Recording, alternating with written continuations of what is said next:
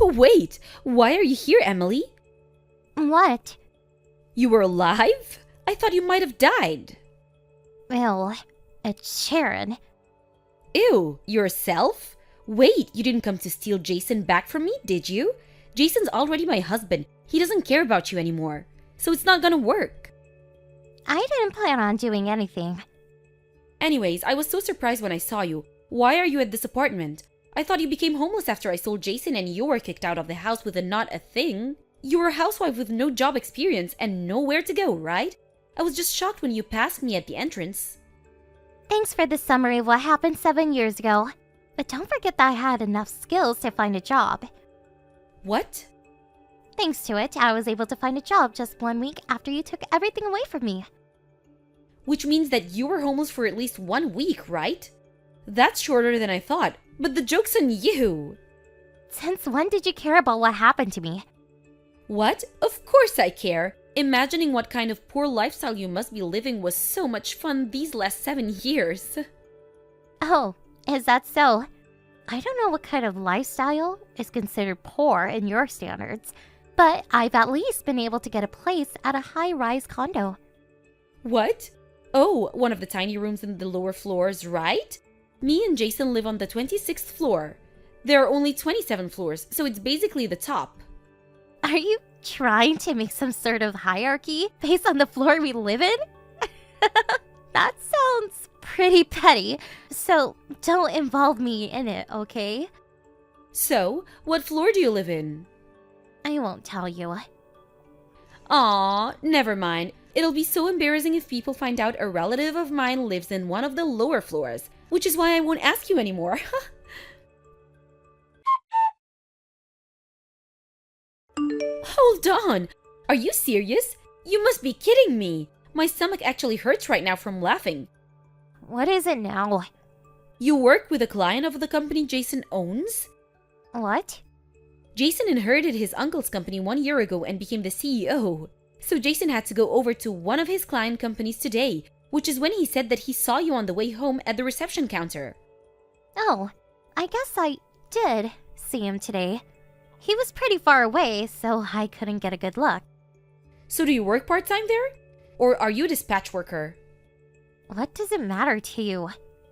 You won't tell me, so you must be a part-time worker. I mean, I guess it's hard for a housewife in her 30s to get a job. I'll tell you this now, but the only reason I haven't blocked you yet is to see what you're going to do. What? I'm not leaving you unblocked to listen to you boast or insult me. And it's definitely not to tell you about what's going on in my life. Aw, but we've only got each other now that Mom and Dad are gone. Let's get along. Says the person who stole my husband and made our relationship, which was not good to begin with, even worse. But it would have been fine if only you acted like an adult. Talking to you is a waste of time. You, the part-time worker, is going to insult me, the CEO's wife? I'll tell Jason. You've heard of M corporations, right? Are you sure you want to anger the CEO of the company your place is working with? M corporations, huh? That is the place my company is working with right now, I guess. I'm assuming he became CEO just because there is no one else to inherit the company. So you do understand? Then you best not make me mad. I mean, we're not going to be working with M corporations anymore starting from next month. So why bother? What did you say?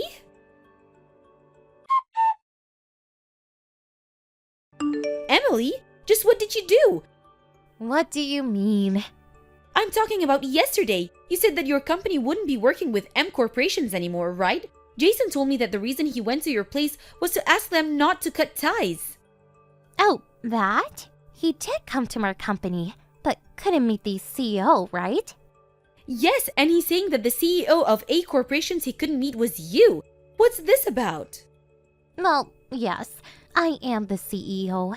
A Corporations is a company I started 5 years ago. No way!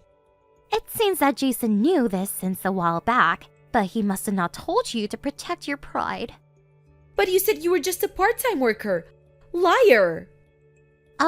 Didn't you just assume I was a part-timer worker because I wouldn't answer you? Go and check the chat history. Oh, and one more thing.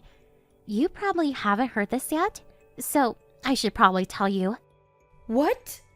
It's about the alimony. Huh? Oh, you mean the money you tried to take from us for me stealing Jason from you? The date's already expired. Too bad.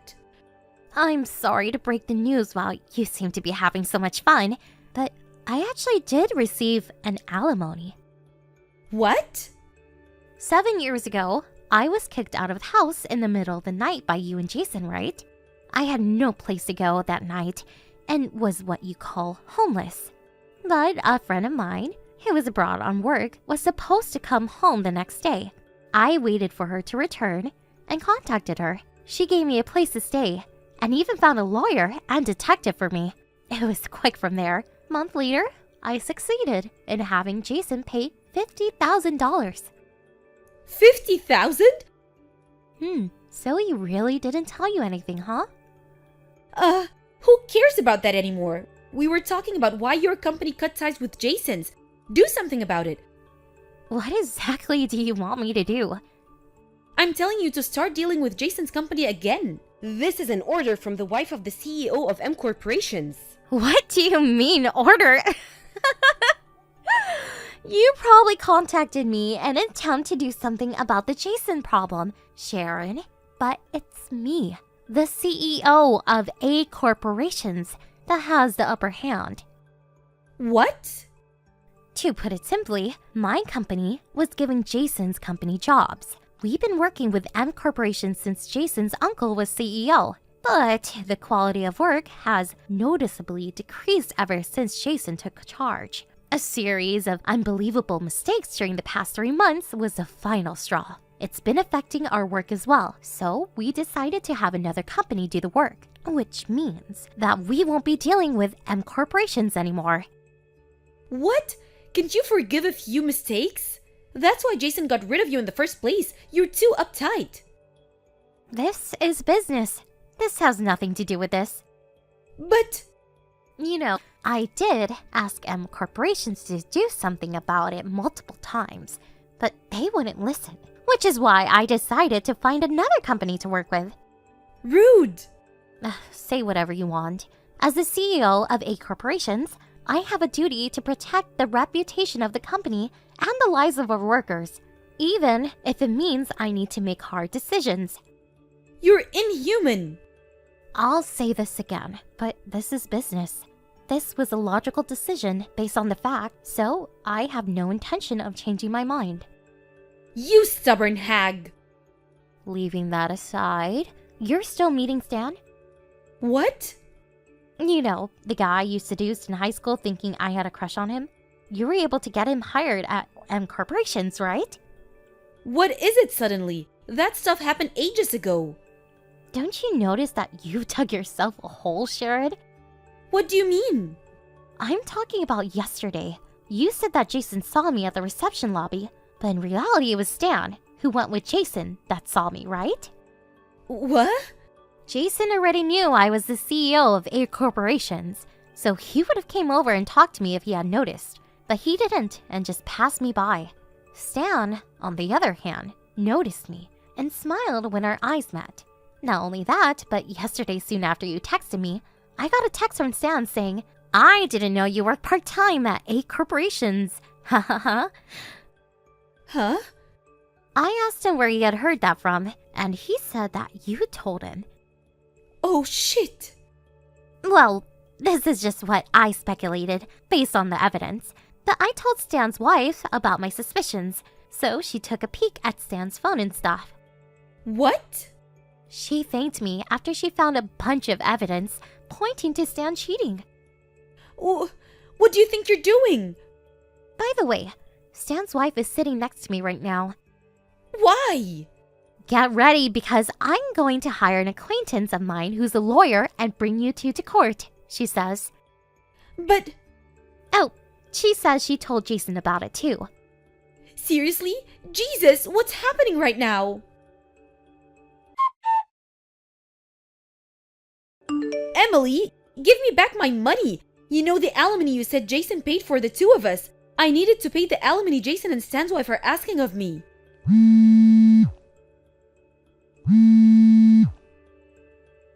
Finally? Hey! Give me my money back! I don't quite understand what she meant when she said to give me her money back. But she finally got it when a lawyer explained to her that the alimony Jason paid to me wasn't hers. Sharon and Stan began meeting each other before she and Jason got married. So the money they'll have to pay is quite a lot. Apparently, my sister, who became a housewife when she married Jason, said, "What? I have to find a way to get all this money on my own?" And then fell on her knees. Stan, on the other hand, got a loan from somewhere and immediately paid it off, and no one's heard of him since. Jason's company, on the other hand, went bankrupt since no one was giving them work anymore. My sister, who can no longer rely on Jason's help, now works non-stop at a shop to pay off her debt. Thank you for watching. Please subscribe and hit the like button. See you next time.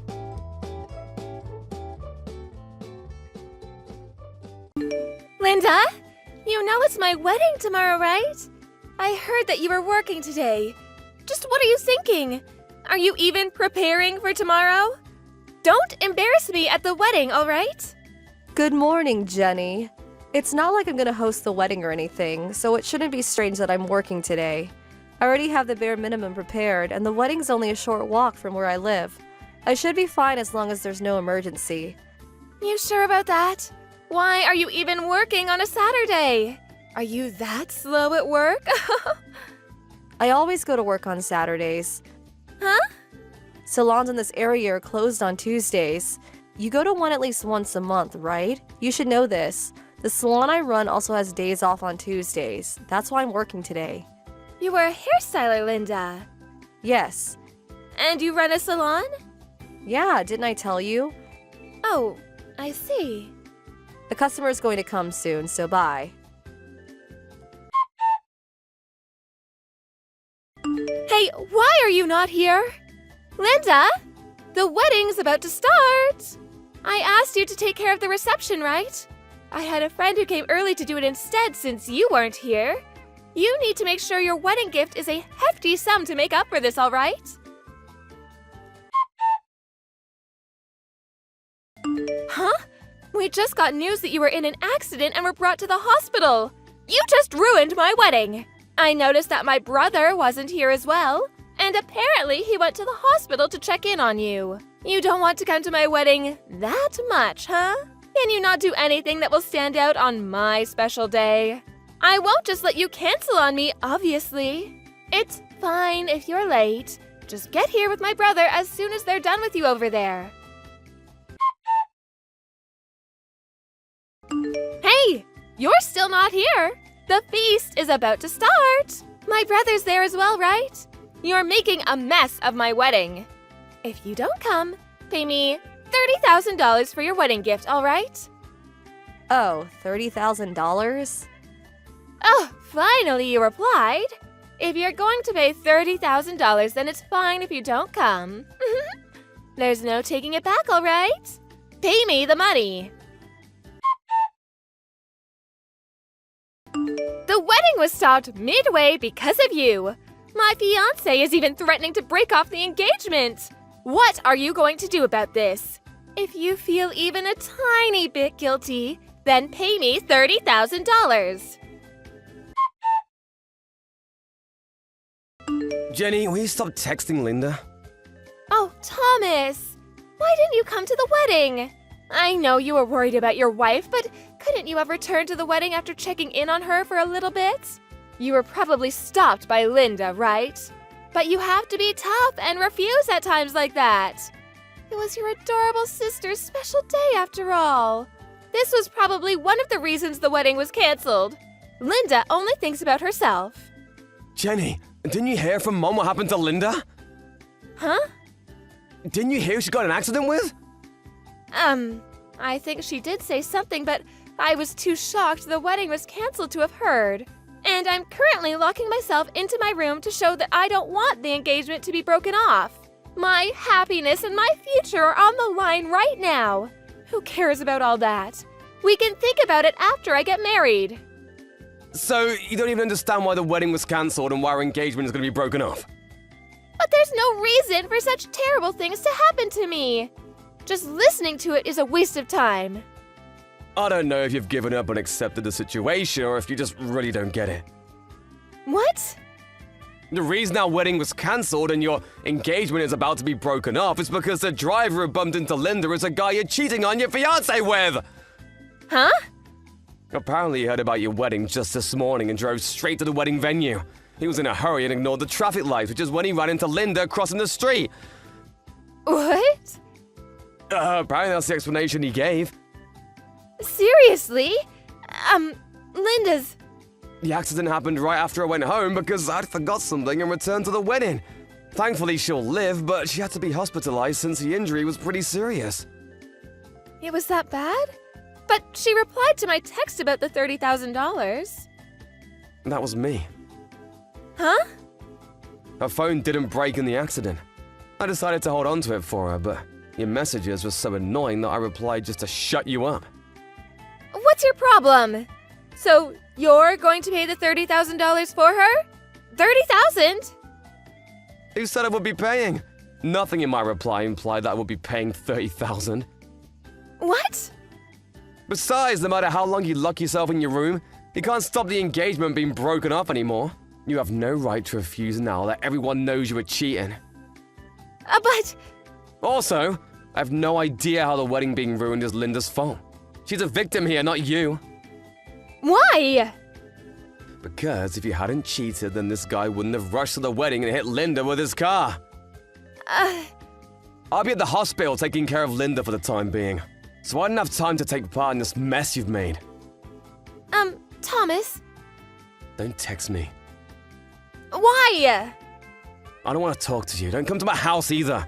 I don't want to see your face. Linda! You're better now, right? Why don't you reply to my texts? If you can't just read them, all right? Lend me $50,000 as soon as possible. There's an ATM at that hospital, right? I'll tell you my bank account, so just deposit it there. Oh, and don't tell Thomas, okay? He won't approve if he finds out. Hey, Jenny! What? Thomas? It's been a while since we talked. What is it? Didn't I tell you not to message Linda?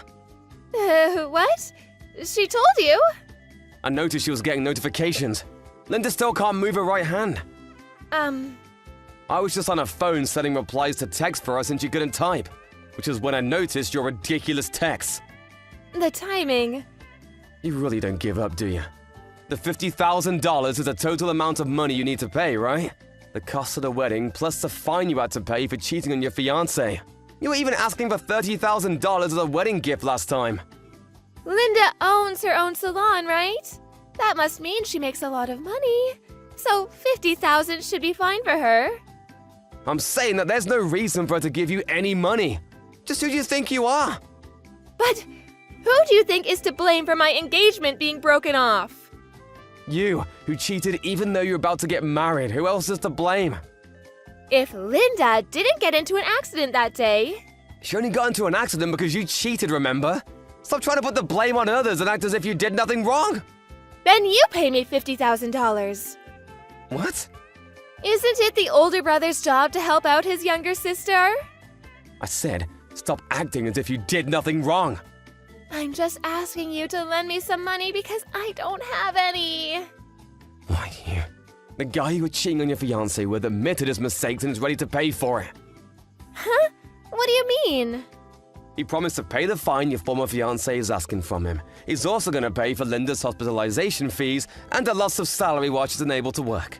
Quite different from you. Does that mean he'll probably pay me the $50,000 for me if I ask him, right? Oh my god, I should have asked him from the start. You probably won't be able to contact him anymore. What? The lawyer who mediated for us said he had a change of heart and quit his job to go back to his hometown. What? Apparently he sent you a farewell message or email of some sort. You didn't look at it yet? Oh, I was blocking him. What, you blocked him? I heard he was coming to barge into the wedding. I got mad at him for trying to ruin my happiness, so I blocked him out of spite. I haven't unblocked him since. I see. Well, that's it, really. Mom and Dad probably already told you, but you should take responsibility of your own actions. But it's $50,000! How am I supposed to make that much money? Don't ask me. I don't have the money! It's not my problem. Bye! Thomas!